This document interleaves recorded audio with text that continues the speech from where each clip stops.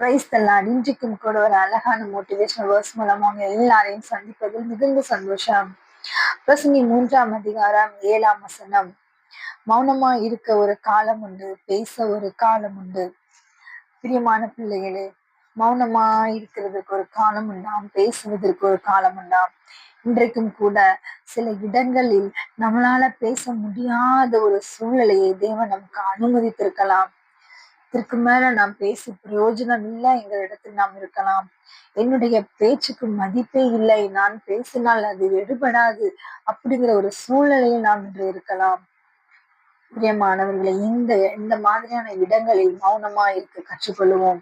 நம்மளால முடியாதுதான், நம்மளுடைய நீதியை நம்ம சொல்லாம இருக்க முடியாதுதான், நம்ம பக்கத்துல உள்ள நியாயங்களை நம்மளால விவரிக்காமல் இருக்க முடியாதுதான். ஆனாலும் தேவன் சில இடங்களில் நம்மை மௌனமா இருக்க அழைக்கிறார்.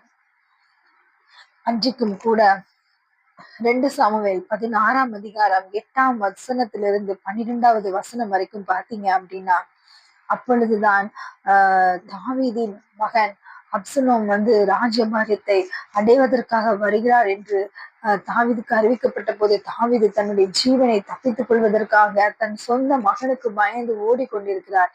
அந்த நேரத்திலே தானே சீமேயி என்கிற ஒரு மனுஷன் தாவீதை தூஷிக்கிறான். பிரியமானவர்களே, தாவீதின் ராஜாவை பார்த்து, நீ ஒரு பேலியாளின் மகன், நீ ஒரு இரத்த பிரியமா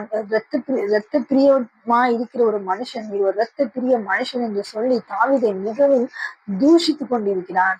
அப்பொழுது அங்கே அபிசாய் என்கிற ஒரு மனிதன் ராஜாவை நோக்கி கேட்கிறார், ராஜாவை, இந்த செத்த நாய் உன்னை நிந்திப்பதற்கு ஏன் இடம் கொடுக்கிறேன், நான் இவனை வெட்டி போடட்டுமா என்று கேட்கும் பொழுது தாவீது ராஜா சொல்லுகிறார், வேண்டாம், தேவன் என்னை பேசுவதற்கு என்று சொல்லி சீமேயிக்கு அனுமதி கொடுத்துள்ளார், அவன் பேசட்டும், நீ அவனை ஒண்ணும் செய்யாத அப்படின்னு சொல்றாரு.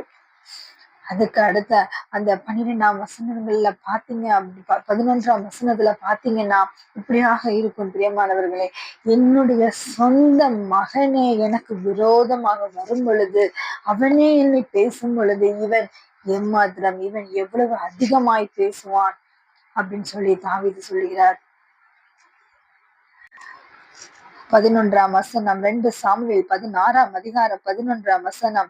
பின்னும் தாவீது அபிசாயையும் தன் ஊழியக்காரர் எல்லாரையும் பார்த்து, இதோ என் கர்ப்ப பிறப்பான என் குமாரனை, என் பிராணனை வாங்க தேடும்போது இந்த பென்யமீன் எத்தனை அதிகமாய் செய்வான், அவன் தூஷிக்கட்டும், அப்படி செய்ய கர்த்தர் அவனுக்கு கட்டளையிட்டிருக்கிறார்.